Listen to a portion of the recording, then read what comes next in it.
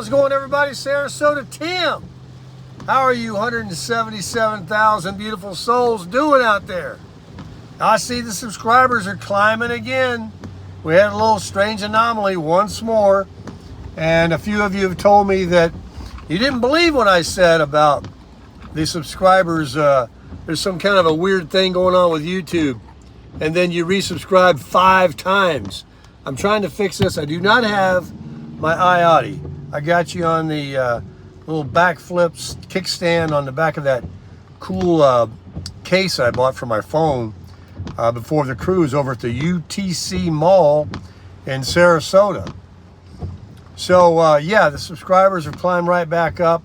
Thank you very much. I would ask, please, if you are watching Sarasota Tim, that you would consider subscribing. And also, if you think you are, check and make sure you are.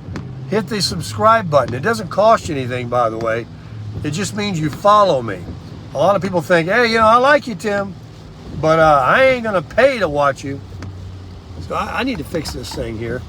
I'm trying to get on I-95 and head to Sarasota. And here I come.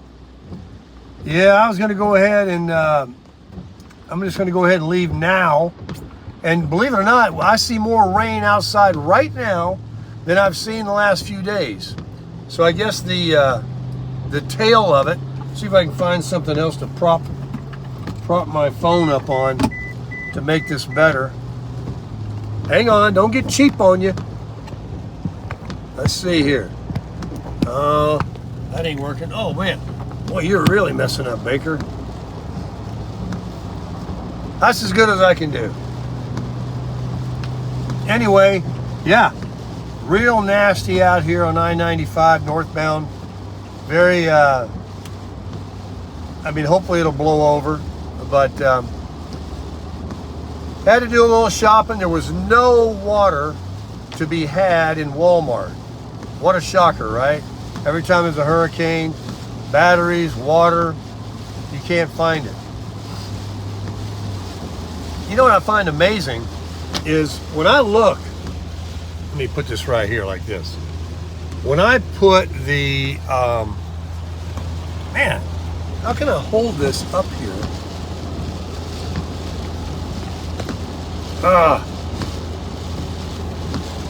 When I look at the crasher and the crusher connected, that camper looks tiny.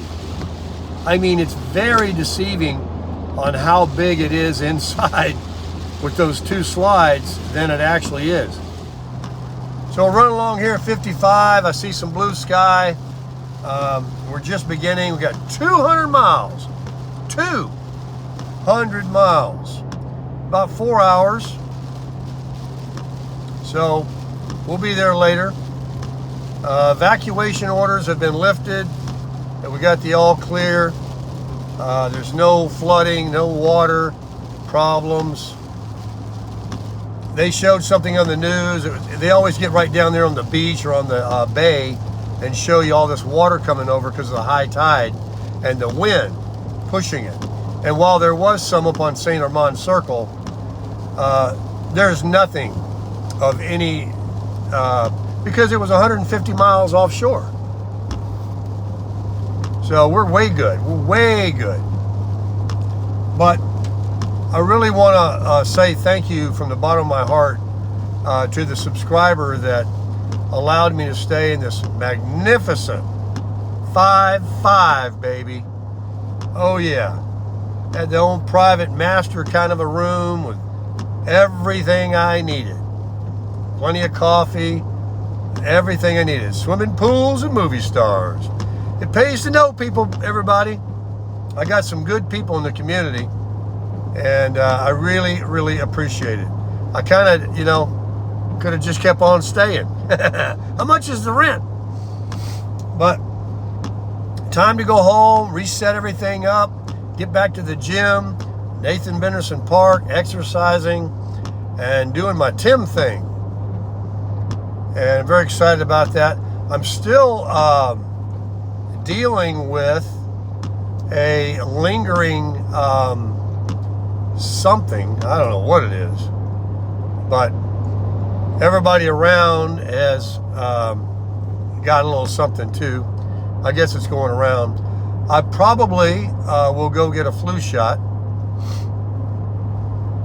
Got an eye doctor appointment coming up. We're going to talk to the doctor about the surgery. We're going to say, all right, what is it? What's it going to do? Why do I need it? How important is it?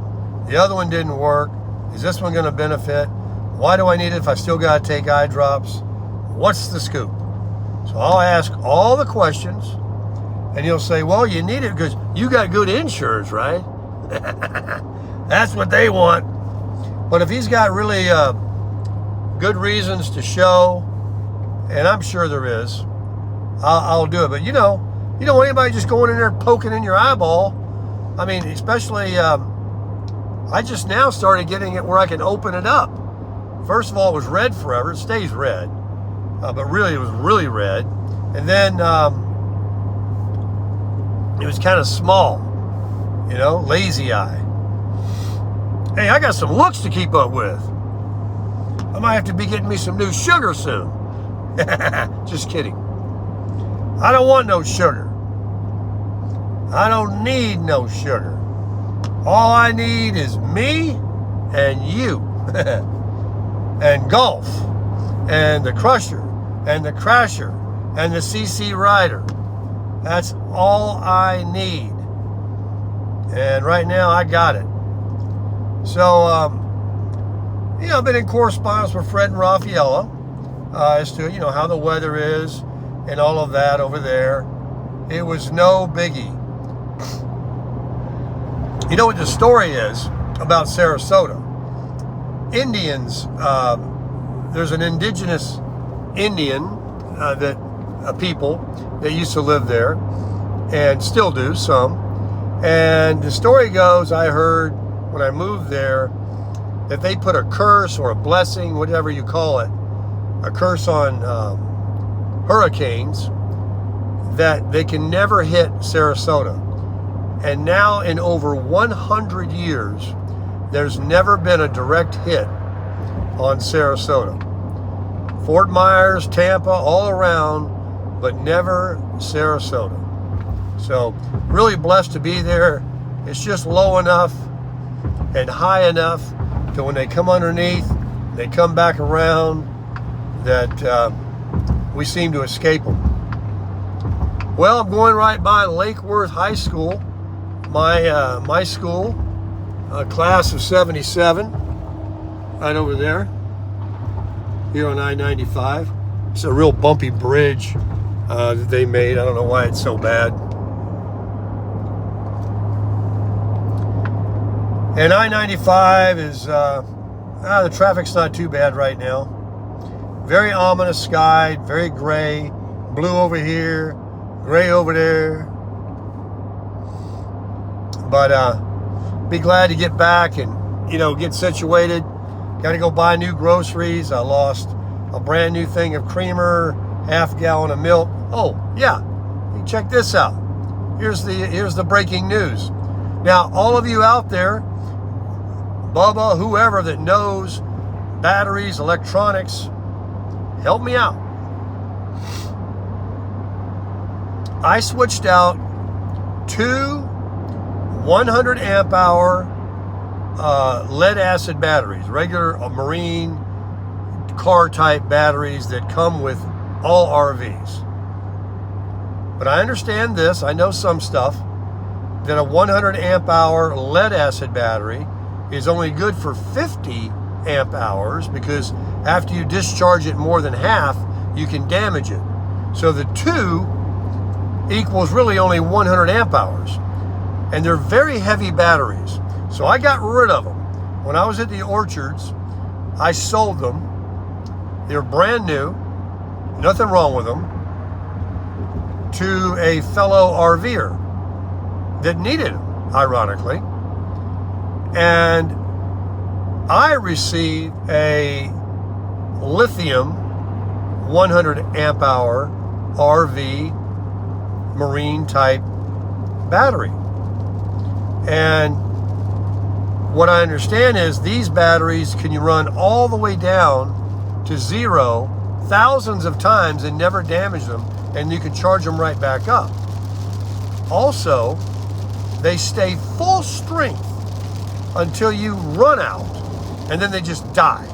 They don't like slowly, get dimmer and less energy and all that. They stay and then they go out. Well, I'm no dummy, but when I pulled it out of the campground and stored it where I had it, there was no shore power.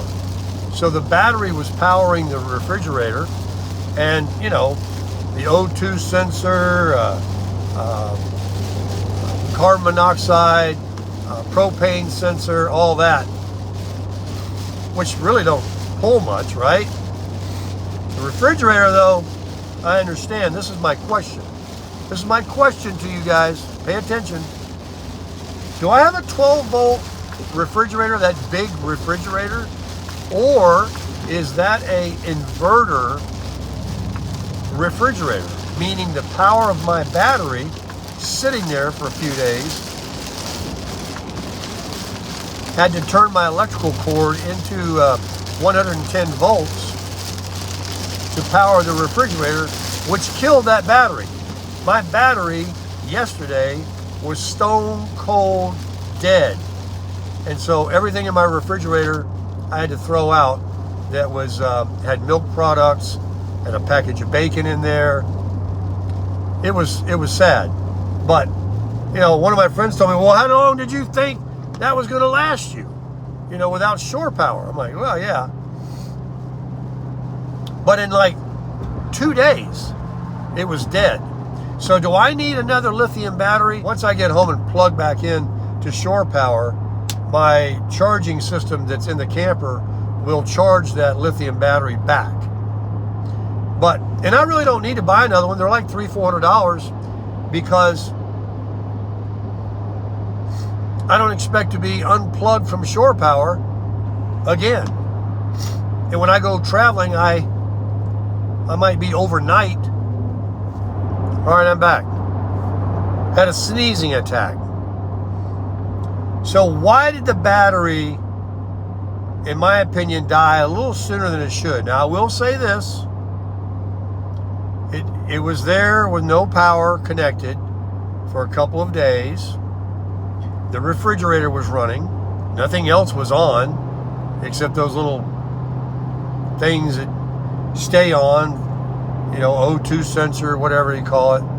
And I did operate the slides, both of them, halfway out and halfway back in, each one, to get to the back of the camper to get clothing and stuff. And I didn't have my truck running. I used the batteries. And again, it didn't show the battery dying much because of what we just said. The lithium batteries stay fully charged until they're dead, and then they just quit. So probably that took a lot out of it, 100 amp hour, and then running that refrigerator. If the refrigerator, which I thought I had a 12-volt refrigerator, but one of my other subscriber friends tells me, that's no 12-volt. That's a big refrigerator. And your TVs are not 12-volt. They're working on the inverter because they would be very expensive TVs if they were 12-volt. And probably, most likely, the manufacturer didn't put those in to keep this camper at a certain price point. And the same with the reefer. I was told that because it's kind of big and not a dorm type refrigerator, most likely it's a 110 inverter reefer.